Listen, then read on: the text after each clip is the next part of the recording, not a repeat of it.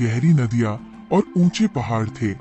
इस जंगल का राजा था तेंदुआ, ताकतवर, तेज और चालाक। लेकिन तेंदुए के दिल में हमेशा ये शंका बनी रहती थी कि क्या जंगल के बाकी जानवर सच में उसे योग्य मानते हैं या नहीं। कई बार उसे लगता कि अगर कभी वो बीमार पड़ गया या बूढ़ा हो गया तो शायद कोई दूसरा उसकी गद्दी छीन ले। यही चिंता उसे बेचैन कर देती। एक दिन तेंदुआ अपने दरबार में बैठा था।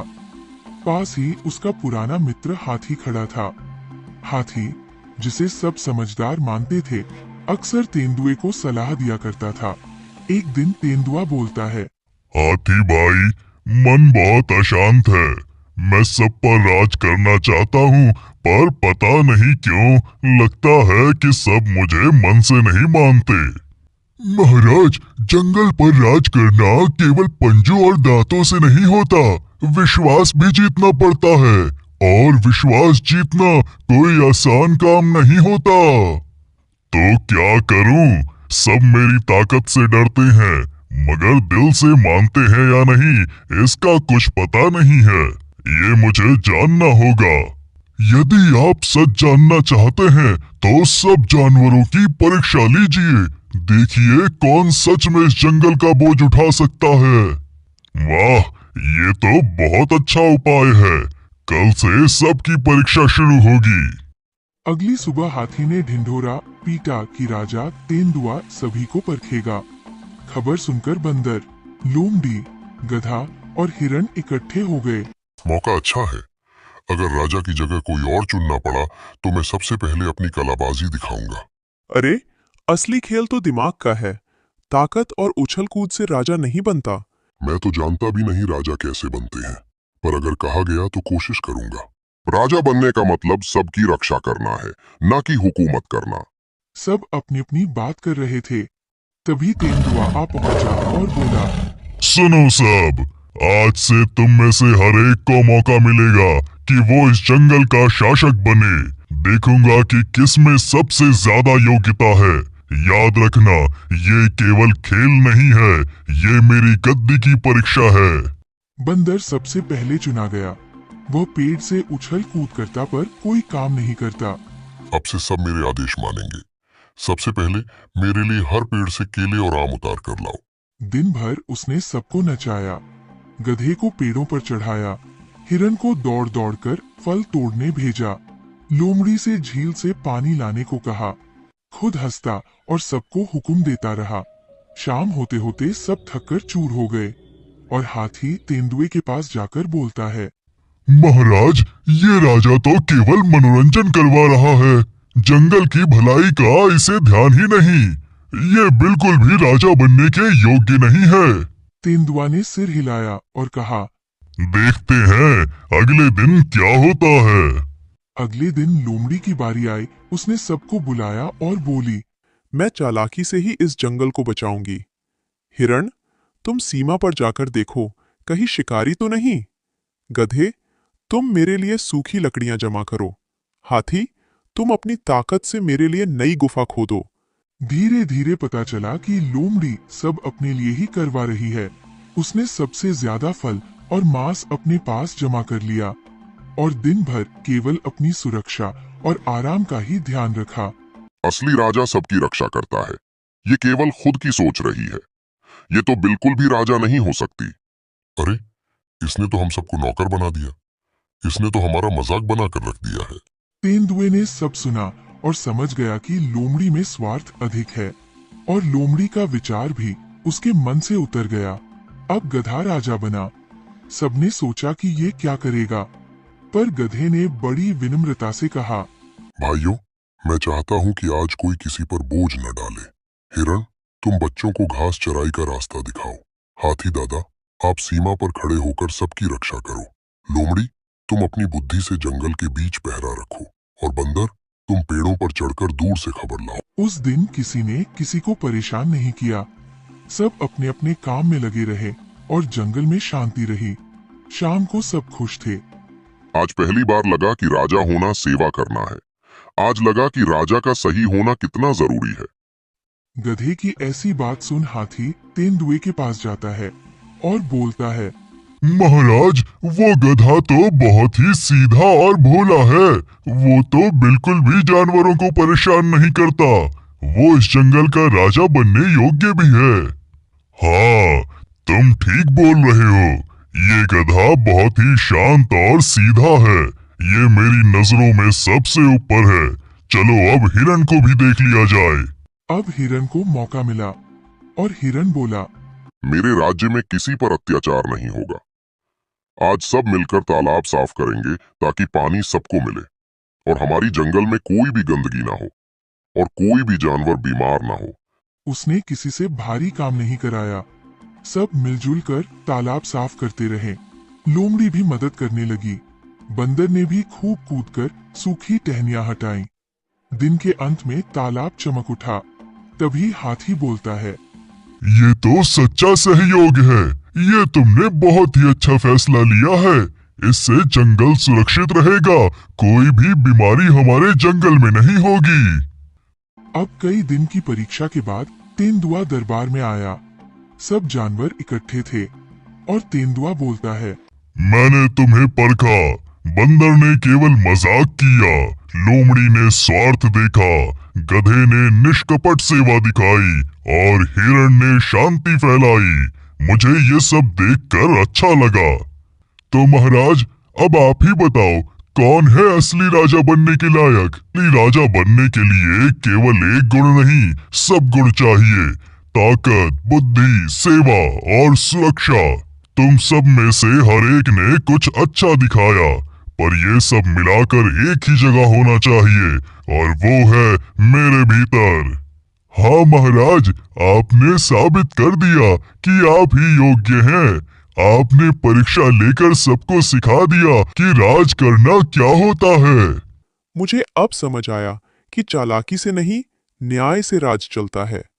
मुझे माफ करना महाराज। तेंदुए ने सबको क्षमा किया और बोला, अब से इस जंगल में कोई भी अकेला काम नहीं करेगा। सब मिलकर रहेंगे और मैं तुम्हारा राजा होकर हमेशा तुम्हारी रक्षा करूंगा।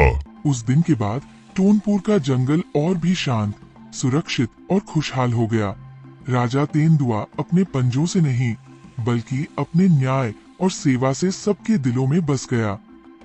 तो दोस्तों, आपको कहानी अच्छी लगी हो तो वीडियो को लाइक और चैनल को सब्सक्राइब जरूर करें।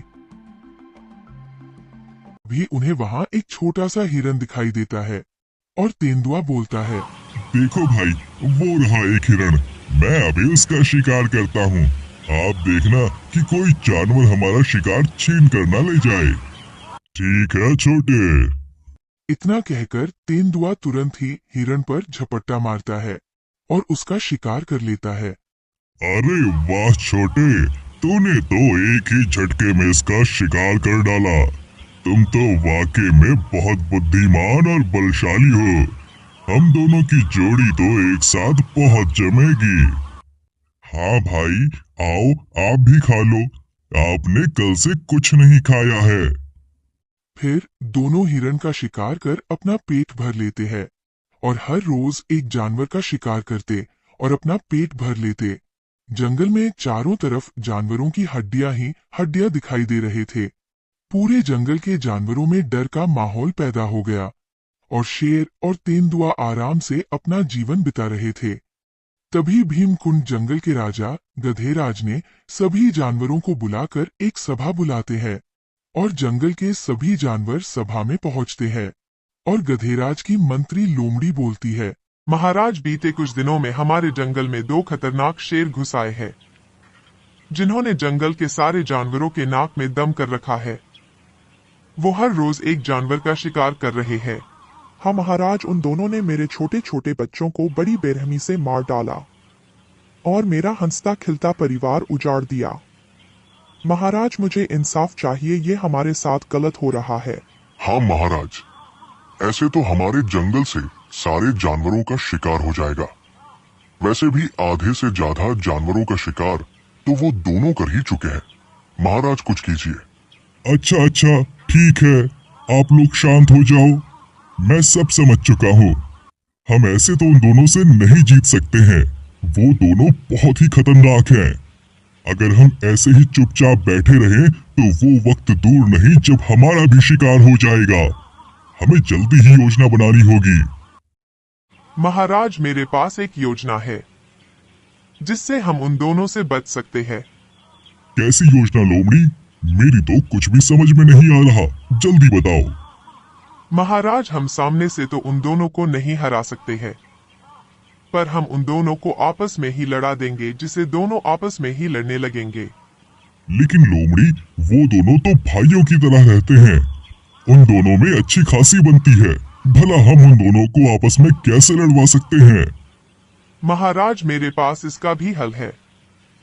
हमें मौका देखकर दोनों को एक दूसरे के खिलाफ करना होगा और दोनों को एक दूसरे के लिए भड़काना होगा, जिससे दोनों गुस्से में आकर एक दूसरे का ही शिकार कर लेंगे और हमारी भी समस्या दूर हो जाएगी। योजना के अनुसार अगले ही दिन जब तेंदुआ और शेर शिकार के लिए निकले तो वहां वही हिरनी खड़ी थी, जिसके बच्चों का शिकार तेंदुए ने किया था। तभी उसे देख तेंदुआ बोलता है, बड़े भाई, आप यहीं रुको, मैं अभी इस हिरनी का शिकार करके आता हूँ, फिर अपन दोनों आराम से खाएंगे। इतना कहकर तेंदुआ हिरनी का पीछा करने लगता है। हिरनी आगे आगे भाग रही थी, तेंदुआ पीछे पीछे भाग रहा था। दोनों भागते भागते काफी आगे चले गए, पर तेंदुआ हिरनी को नहीं पकड़ पाया और देखते ही देखते पता ही नहीं चला हिरन कहाँ चली गई। अरे यार, आज तो ये हिरण हाथ लगते लगते बच गया। आज तो साला बच गया, पर अगली बार नहीं छोड़ूंगा। चलो अब वापस चलता हूँ, शेर भाई मेरा इंतजार कर रहे होंगे। फिर तेंदुआ वापस आ जाता है और इधर लोमड़ी शेर के पास जाती है और बोलती है, अरे महाराज, आप यहाँ बैठे हुए हैं, उधर आपका भाई आराम से हिरण के शिकार के मजे ले रहा है और आपको पता भी नहीं है। अरे दुष्ट लोमड़ी, ये कैसी बात कर रही हो? वो मेरे छोटे भाई जैसा है। वो कभी भी अकेले शिकार नहीं करता है। वो जब कभी भी शिकार करता है, शिकार को मेरे पास लाता है और तभी हम साथ में खाते हैं। अरे महाराज, वो तो आपको मूर्ख बना रहा है। आप तो सीधे साधे हो, इसलिए आपको पागल बना जाता है। वो वहाँ आराम से हिरण शिकार कर रहा होगा। ऐसा कुछ भी नहीं है। वो अभी उस हिरनी का शिकार करके मेरे पास लाता ही होगा। और तूने अगर और फालतू बात की तो मैं तेरा भी शिकार कर लूंगा। अरे महाराज, अगर आपको मेरी बातों का विश्वास नहीं है तो अभी देख लेना, वो उस हिरण का शिकार करके आता ही होगा और आपको बोल देगा आज शिकार हाथ से छूट गया। इतना कहकर लोमड़ी वहां से चली जाती है और शेर बड़ी गंभीर सोच में पड़ जाता है। तभी इतने में सामने से तेंदुआ आ जाता है। तेंदुए को खाली हाथ देख शेर गुस्से बोलता है, अरे छोटे, क्या हुआ? वो हिरण कहाँ गया जिसका तुम शिकार करने गए थे? कहीं ऐसा तो नहीं तुम उस हिरण को अकेले ही खा गए? अरे नहीं नहीं बड़े भाई, मैं भला ऐसा क्यों करूंगा? मैंने तो उस हिरण का शिकार करने की पूरी कोशिश की, पर आज वो मेरे हाथ से बच गया और देखते ही देखते पता ही नहीं चला वो कितनी दूर भाग गया। तेंदुए की ऐसी बात सुनकर शेर सोच पड़ गया। शेर मन ही मन में सोच रहा था, शायद वो लोमड़ी ठीक ही बोल रही थी, ये तो उस हिरन को अकेले ही खा गया। तभी शेर बोलता है, अच्छा कोई बात नहीं, तुम बहुत थक चुके हो, तुम यहीं आराम करो, मैं अभी किसी जानवर का शिकार करके लाता हूँ। ठीक है भाई। फिर शेर शिकार की तलाश में निकल जाता है और योजना के अनुसार कुछ समय बाद लोमड़ी तेंदुए के पास जाती है और कहती है, अरे महाराज, क्या हुआ? आप परेशान क्यों हो? और आज आपके भाई कहाँ हैं? अरे लोमड़ी, वो तो शिकार के लिए गया है, पर तुम ये सब क्यों पूछ रही हो? क्या तुम मुझे जानती नहीं हो? मैं 1 मिनट में तुम्हारा शिकार कर सकता हूँ। वो तो मैं छोटे मोटे शिकार नहीं करता, इसलिए शांत हूँ। चलो अब जाओ, मुझे आराम करने दो। अरे महाराज, आपको आराम करने की पड़ी है। उधर आपका भाई शेर मजे से एक सुअर का शिकार करके खा रहा है और तुम्हें इसके बारे में कुछ पता भी नहीं। अरे दुष्ट लोमड़ी, ये क्या बोल रही है? वो मेरे लिए बड़े भाई जैसा है और वो कभी भी मेरे बिना भोजन नहीं करता। जब तक हम दोनों साथ में नहीं होते हैं तब तक कोई भी शिकार को नहीं खाता है। अरे अरे महाराज, आप भी कितने भूले हो।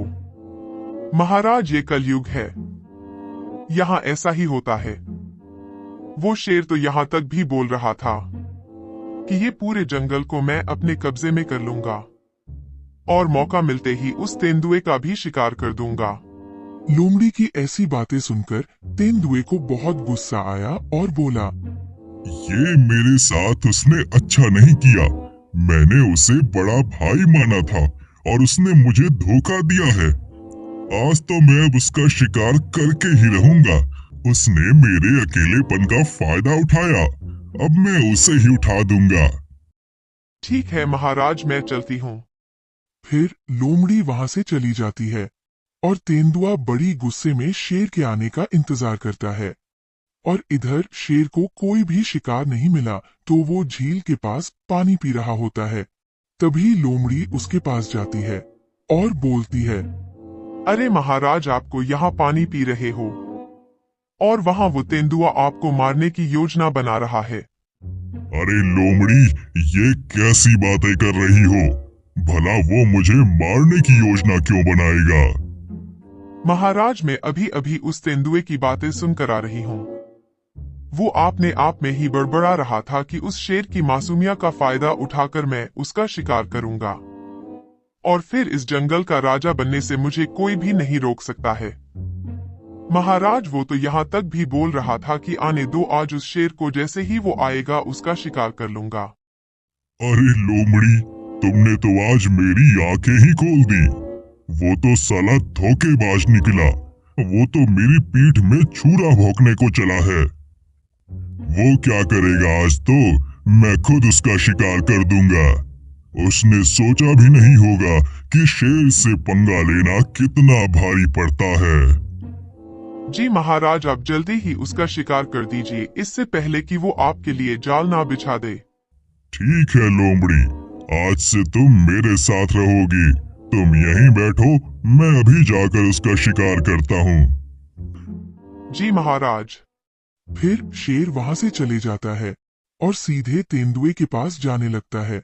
और जैसे ही तेंदुए की नजर शेर पर पड़ती है, वो भी उस पर हमला करने के लिए तैयार हो जाता है। जैसे ही दोनों आमने सामने आते हैं तो बिना कुछ सोचे समझे एक दूसरे पर झपट पड़ते हैं और दोनों में बड़ी ही जबरदस्त लड़ाई हो जाती है। काफी समय तक दोनों में लड़ाई चलती रही और अंत में शेर ने तेंदुए को मार गिराया और बोला, बड़ा आया था मेरा शिकार करने वाला। अरे मैं तो दोस्त समझकर तेरे साथ था, लेकिन तेरी इस गद्दारी की यही सजा है। शेर ने लोमड़ी के कहने पर तेंदुए को मार गिराया और इधर लोमड़ी गधे महाराज से बोलती है, अरे महाराज, सब कुछ योजना के अनुसार ही हो रहा है। उस शेर ने अपने ही छोटे भाई तेंदुए का शिकार कर लिया है और अब हमें उस शेर को अपने जाल में फंसाना है। चलो मैं उस शेर को अपनी बातों में फंसा कर लाती हूँ। तुम लोग योजना के अनुसार अपने काम पर लग जाओ। फिर लोमड़ी शेर के पास जाती है और बोलती है, वाह महाराज, आपने उस गद्दार को मार डाला। वो आपके पीछे पीछे आपको मारने की सोच रहा था। हाँ लोमड़ी, तुम्हारा धन्यवाद। अगर तुम नहीं होती तो मुझे उसके बारे में कुछ भी नहीं पता चलता और वो गद्दार कब का मुझे मार चुका होता। आज तुमने ही मेरी जान बचाई है। अब से मेरे शिकार का आधा हिस्सा तुम्हारा होगा। महाराज, ये तो बस आपकी कृपा है। महाराज, अभी इस जंगल का राजा एक गधा है। आप उसका शिकार कर इस पूरे जंगल के राजा बन जाओ। हाँ लोमड़ी, अभी उस गधे का शिकार कर दूंगा। बताओ वो कहाँ है? महाराज, वो फलों के बगीचे में बैठा हुआ है। आप मेरे साथ चलिए। शेर लोमड़ी की बातों में फंस जाता है।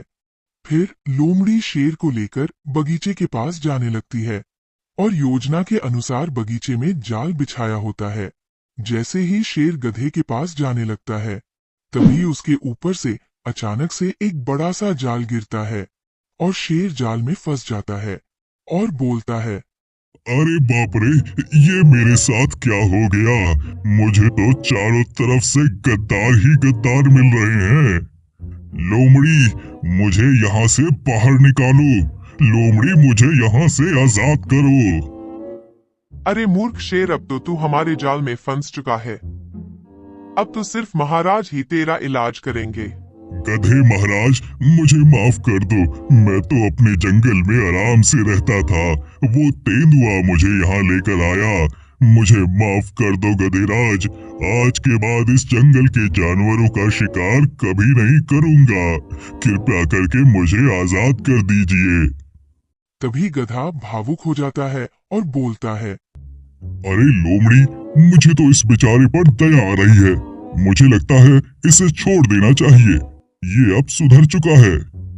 चलो, मैं तुम्हें आजाद कर दूंगा, पर तुम्हें आज और अभी इस जंगल को छोड़कर जाना होगा। ठीक है, मैं आज ही इस जंगल को छोड़कर चले जाऊंगा। फिर गधेराज ने शेर को आजाद कर दिया और जंगल के सभी जानवर खुशी से रहने लगे। से भारी काम नहीं कराया। सब मिलजुल कर तालाब साफ करते रहे। लोमड़ी भी मदद करने लगी। बंदर ने भी खूब कूदकर सूखी टहनियां हटाई। दिन के अंत में तालाब चमक उठा। तभी हाथी बोलता है, ये तो सच्चा सहयोग है। ये तुमने बहुत ही अच्छा फैसला लिया है। इससे जंगल सुरक्षित रहेगा। कोई भी बीमारी हमारे जंगल में नहीं होगी। गधे की ऐसी बात सुन हाथी तेंदुए के पास जाता है और बोलता है, महाराज, वो गधा तो बहुत ही सीधा और भोला है। वो तो बिल्कुल भी जानवरों को परेशान नहीं करता। वो इस जंगल का राजा बनने योग्य भी है। हाँ, तुम ठीक बोल रहे हो। ये गधा बहुत ही शांत और सीधा है। ये मेरी नजरों में सबसे ऊपर है। चलो अब हिरण को भी देख लिया जाए। शेर सिंह नाम का एक प्रतापी शेर राज करता था। उसका रौब और ताकत ऐसा था कि उसके एक दहाड़ से पूरा जंगल शांत हो जाता था। शेर सिंह दिल का बुरा नहीं था, पर उसके डर के कारण कोई भी जानवर उसके पास फटकने की हिम्मत नहीं करता था। अपनी विशाल गुफा के एकांत में वो अक्सर अकेलापन महसूस करता था। उसे लगता था कि इस राजपाट का क्या लाभ जब कोई दिल से उसका सम्मान न करे, जब कोई दोस्त ही ना हो। इसी अकेलेपन से तंग आकर एक दिन उसने जंगल की फिजा बदलने का एक साहसिक फैसला किया। मैं इस जंगल का राजा हूँ, फिर भी कितना अकेला हूँ। सब मुझसे डरते हैं, सम्मान तो करते हैं पर प्रेम नहीं। मुझे इस डर की दीवार को तोड़ना होगा। मैं एक ऐसा आयोजन करूंगा जिसमें पूरा जंगल शामिल हो। हाँ, एक भव्य दावत, जहाँ राजा और प्रजा का भेद मिट जाएगा, जहाँ सब एक परिवार की तरह साथ बैठकर भोजन करेंगे। ये विचार आते ही शेर सिंह के चेहरे पर एक चमक आ गई। उसने तुरंत अपनी सबसे चतुर और बुद्धिमान मंत्री लोमड़ी को बुलवाया। जंगल में लोमड़ी अपनी चालाकी के लिए जानी जाती थी, लेकिन शेर सिंह उसकी बुद्धि और सूझबूझ का कायल था और उस पर बहुत भरोसा करता था। लोमड़ी, हम इस आने वाली पूर्णिमा की रात को एक विशाल दावत का आयोजन करना चाहते हैं। हम चाहते हैं कि सुंदरवन का हर एक प्राणी, चाहे वो छोटा हो या बड़ा, इस जश्न में शामिल हो। ये तुम्हारी जिम्मेदारी है कि तुम जंगल के कोने कोने तक हमारा निमंत्रण पहुंचाओ। सबको ये संदेश दो कि राजा शेर सिंह ने उन्हें दोस्ती और प्यार के नाते भोजन पर आमंत्रित किया है, किसी डर से नहीं। ये तो बहुत ही नेक विचार है महाराज। आपके इस संदेश से जंगल में निश्चित ही एक नई सुबह होगी। आप चिंता न करें, मैं यह सुनिश्चित करूंगी कि आपका प्यार भरा न्योता हर एक जानवर तक पहुंचे। लोमड़ी राजा का आदेश पाकर पूरे उत्साह के साथ निकल पड़ी। वो जानती थी कि ये काम आसान नहीं है, क्योंकि जानवरों के मन में बसे शेर के डर को निकालना मुश्किल था। वो अपनी बुद्धिमानी का इस्तेमाल करते हुए सबसे पहले जंगल के सबसे पुराने और समझदार सदस्य गज्जू दादा, प्रणाम। आपके लिए एक शुभ समाचार है। महाराज शेर सिंह ने पूर्णिमा की रात को एक शाही दावत रखी है और आपको सपरिवार आमंत्रित किया है। क्या? शेर की दावत? लोमड़ी तुम होश में तो हो? शेर तो शिकार। दादा मैं आपकी चिंता समझती हूँ, लेकिन अब महाराज बदल गए हैं। वो जंगल में डर नहीं बल्कि विश्वास का रिश्ता बनाना चाहते हैं। ये दावत उसी नई शुरुआत का प्रतीक है। आप जंगल के सबसे समझदार प्राणी हैं। अगर आप चलेंगे तो बाकियों को भी हिम्मत मिलेगी। लोमड़ी की बातों में गज्जू हाथी को एक सच्चाई नजर आई। इसके बाद लोमड़ी जंगल के हर जानवर के पास गई। उसने हिरणों को उनकी तेज दौड़ की तारीफ करके, भालुओं को शहद और मीठे फलों का लालच देकर और खरगोशों को उनकी सुरक्षा का पूरा आश्वासन देकर दावत में आने के लिए मना लिया। जल्द ही शेर की दावत की खबर पूरे जंगल में आग की तरह फैल गई। लेकिन जंगल में हर कोई इस बदलाव से खुश नहीं था। ये शेर पागल हो गया है क्या? अगर सब मिलजुल कर रहने लगे तो हमारा दबदबा तो खत्म हो जाएगा। डर के बिना जंगल कैसा? हमें इस दावत को होने से रोकना होगा। पर सरदार, हम राजा शेर सिंह का मुकाबला कैसे करेंगे? ताकत से नहीं, अक्ल से। और इस काम में हमारी मदद करेगी लोमड़ी की पुरानी छवि। हम जानवरों के मन में ये शक पैदा कर देंगे कि ये सब लोमड़ी की चाल है। वो कहेंगे कि एक चालाक लोमड़ी पर कैसे भरोसा किया जा सकता है। अपनी योजना के अनुसार भयंकर भेड़िया और उसके साथी जानवरों के बीच कानाफूसी करने लगे। वो हीरा हिरन के झुंड के पास गया। अरे हीरा भाई, बड़े खुश लग रहे हो। दावत की तैयारी कर रहे हो क्या? तुम्हें पता है ये न्योता कौन लेकर आया है? लोमड़ी। वही लोमड़ी जो अपनी चालाकी के लिए बदनाम है। कहीं ऐसा तो नहीं कि उसने अपनी जान बचाने के लिए हम सबको शेर के आगे परोसने का सौदा कर लिया हो। भोले हो तुम। शेर और लोमड़ी की दोस्ती पर भरोसा कर रहे हो। अपनी जान प्यारी है तो उस दावत से दूर ही रहना। भेड़िए की बात ने हीरा हिरन और दूसरे छोटे जानवरों के मन में शक का बीज बो दिया। जो जानवर पहले खुश थे अब वे डरने लगे। जब ये बात गज्जू हाथी और लोमड़ी तक पहुंची तो उन्होंने मिलकर सभी जानवरों की एक सभा बुलाई। भाइयों शांत हो जाओ। मुझे पता है तुम सब डरे हुए हो, लेकिन क्या हमने भयंकर भेड़िए की बातों पर इतनी आसानी से यकीन कर लिया? हमें लोमड़ी और महाराज शेर सिंह को एक मौका देना चाहिए। मैंने आप सबको महाराज का सच्चा संदेश दिया है। उन्होंने मुझ पर विश्वास किया है। क्या आप सब मुझ पर थोड़ा सा विश्वास नहीं कर सकते? अगर मेरे इरादे गलत होते तो मैं सबसे पहले गज्जू दादा जैसे शक्तिशाली जानवर को क्यों बुला? लोमड़ी की सच्ची बातों और गज्जू हाथी के समर्थन ने जानवरों को हिम्मत दी। सबने फैसला किया कि वे दावत में जाएंगे, लेकिन सावधान रहेंगे। पूर्णिमा की चांदनी रात में जंगल जगमगा उठा। शेर की गुफा के बाहर का मैदान फूलों और पत्तियों से सजाया गया था।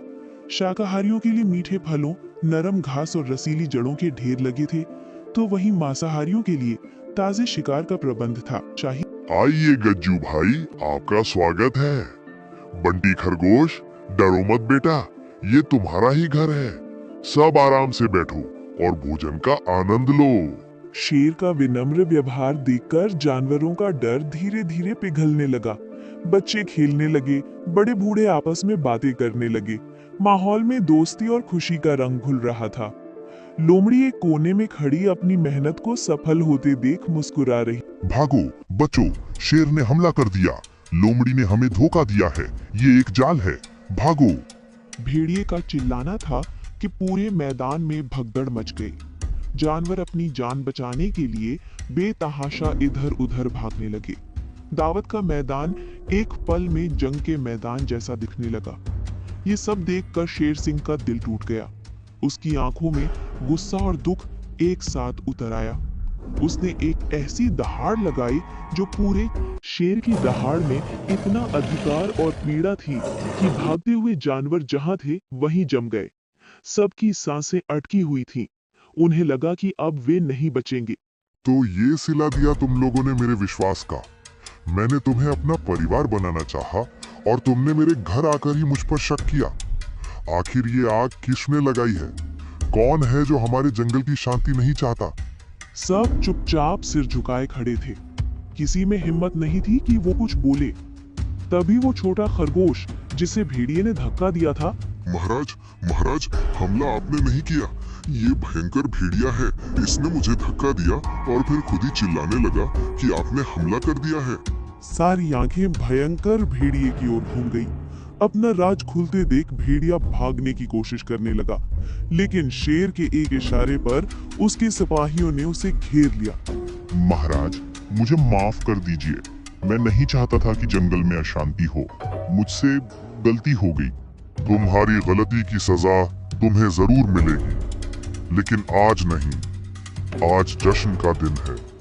मैं अपनी प्रजा पर हाथ नहीं उठाऊंगा। फिर शेर सिंह लोमड़ी की ओर मुड़ा। और लोमड़ी, तुमने अपनी बुद्धिमानी और वफादारी से मेरा दिल जीत लिया। आज से तुम्हारी चालाकी को कोई गलत नहीं समझेगा, बल्कि तुम्हारी बुद्धिमानी का सम्मान करेगा। राजा की ये बात सुनकर लोमड़ी की आंखों में आंसू आ गए।